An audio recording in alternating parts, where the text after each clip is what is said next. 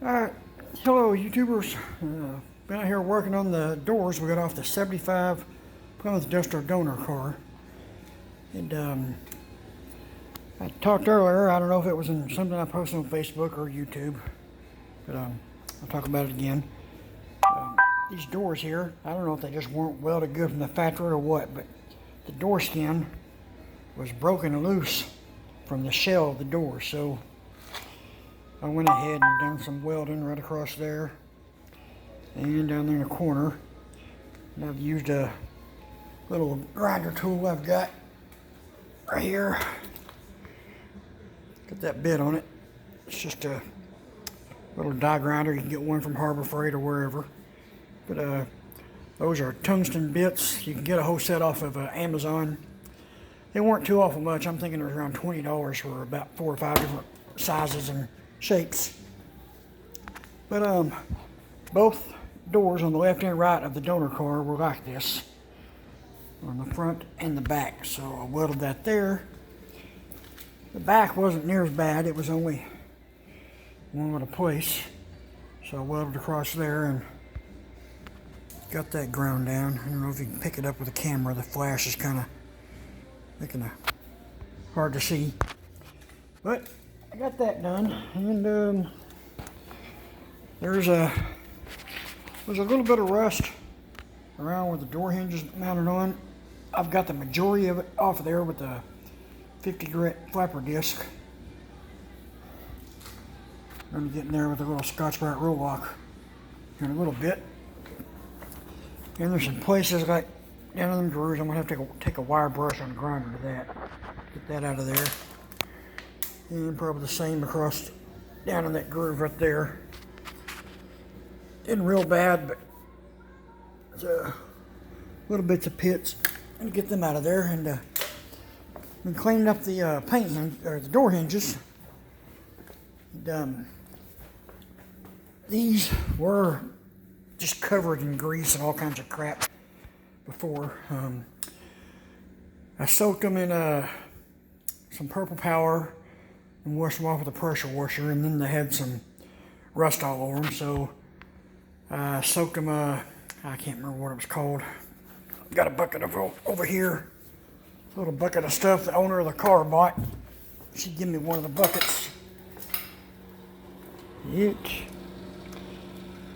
Well, I don't recall where I put it. Anyway, it's like it's some kind of, like, maybe muriatic acid or something. I don't know. It's some type of acid, but it's their own special chemicals.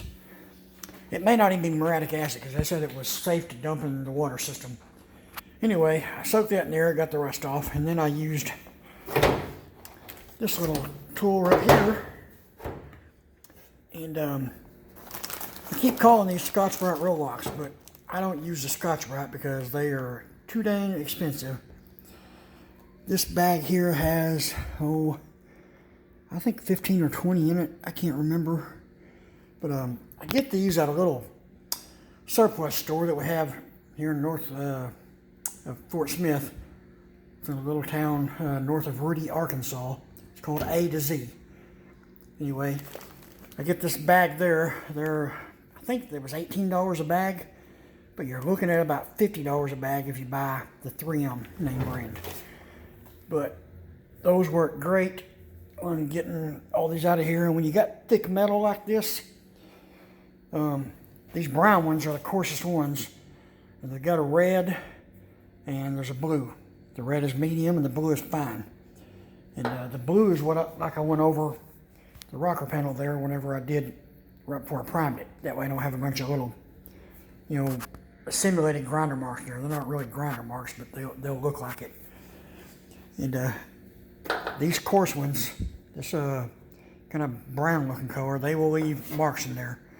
But I was trying to get some of these pits and everything out of these door hinges, and they got all these casting imperfections, and I was getting them off there. I had sharp edges, but got them cleaned up good, and I'm getting ready to hang them up and prime them.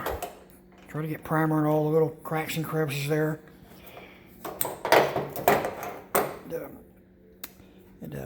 So I've said this before, but whatever paint that General Motors and Chrysler and Ford used back 35 to 50 years ago. Some tough stuff.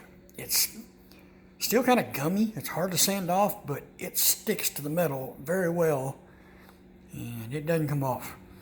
And but what's odd about it is water does seem to penetrate through it, because I have found places where there's a little bit of rust under it in some areas. Not all places of the car, but you know, that's the way it is. But anyway, just wanted to give a little update what I was doing here tonight.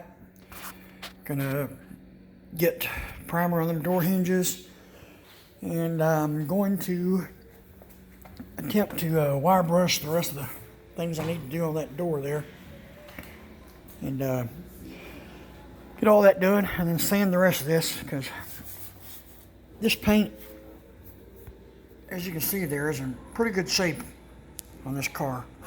Yeah, there's runs in it from the factory. That's typical. But I'm going to go around any place that I see that there's a little bubble or something that looks like there was rust, like there was right here. And this is just typical, because these are the front corners of the door. And several cars I've seen this way. The 79 F100 I've got is this way. My Nova was this way. This Plymouth Duster is this way, amongst various other old cars I've seen. But I figure all the water just kind of puddles up around these door hinges, and it slowly drips down. It comes right here, and it gets stuck in behind this rubber seal. And then you start getting rust there, because the water puddles up and stays. It soaks through that paint. It gets down into it. Apparently that paint is somewhat porous. I guess all paint is to an extent, but urethane's a whole lot better than alkyd enamel or acrylic enamel. Anyway, I've rambled on enough here. We're approaching 7 minutes, so anyway, I just wanted to share a little bit about how I get the rust off and what I'm doing and what tools I used. And after this, try to get the back of this door primed tonight, and maybe tomorrow do the other one. So, as always, if you like the videos, share it to your friends. Talk about the channel. It's Mizell Paint and Body Shop on YouTube. And click the little bell. Get all the updates. I appreciate it. Have a good night, everyone.